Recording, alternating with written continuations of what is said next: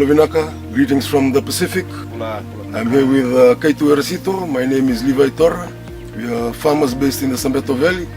And this morning we want to share with everybody out there some of the lessons learned during our trials in regards to papaya and breadfruit.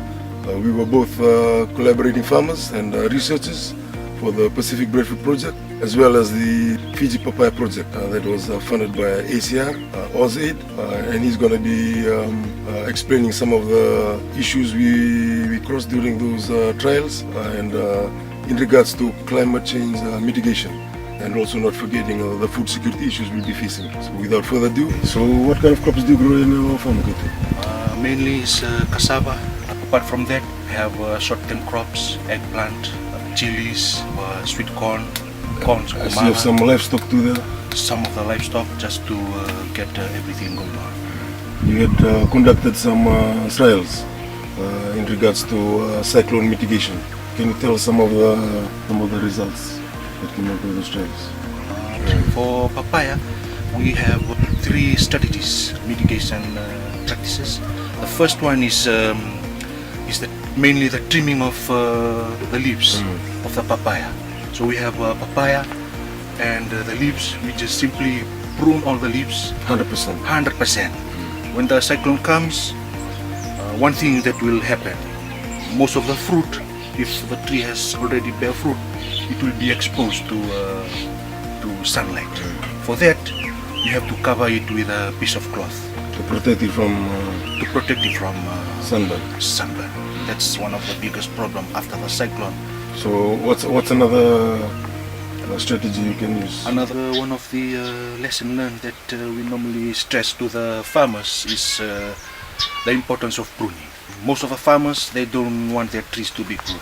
The trees, they tend to grow taller and taller every year, but most of the farmers, they don't want to prune their trees because there will be a delay in their fruit. But pruning is also very important. It plays a major role in both keeping the trees at a safe, to be safe from cyclone and hurricane, and also more production. And pruning too, you don't have to prune the whole branch. It is simply pruning the main terminal growth of each selected branch. You will see every branch of a tree, there's a main terminal inside there. So that's the branches that you normally select and remove. And yes, you still have those old branches that will bear fruit for you during pruning season. After pruning, the tree recovers 9 months until it bears fruit again. We all know once the cyclone comes, most of the trees are damaged. Why? Because of no pruning. And the third thing for the importance of pruning is you are keeping the trees at a reasonable height during harvesting. And there's less post-harvest damage. We have wild harvest trees. The farmers, they climb the trees, they harvest, and they throw down the fruit. Family members catch it using a tarpaulin. There's a lot of injuries, bruises, and most of the fruit get rejected when they're taken for export. So to minimize that, you need to prune your trees so that you harvest your fruit slowly and put it in the crate without damage. Okay. Can you tell us a bit about intercropping you did with the breadfruits? That's one interesting trial that you conducted, eh? For breadfruit, we always stress the importance of intercropping. So we have some of our farmers that we develop the commercial orchards, and inside, so we are using 9 meter by 9 meter spacing. So inside that space, you can use that for planting short-term crop. We have pineapple, cassava, eggplant. All those can be grown inside there while you wait for your breadfruit to come into production 2 to 3 years time.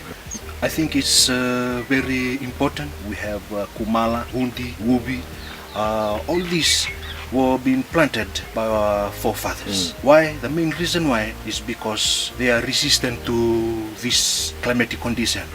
Flooding, heavy rainfall, pests and diseases. It's very important.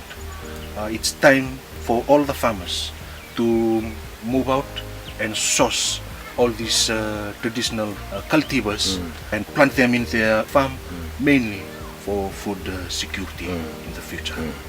Good luck, everybody. We've just wrapped up now. Thank you, Kaitu, for your time. We hope you've learned a lot of lessons. If you require any further information, contact the PFON network, and they'll connect your questions to us in regards to climate change mitigation, especially for papaya and breadfruit. Thank you. Okay,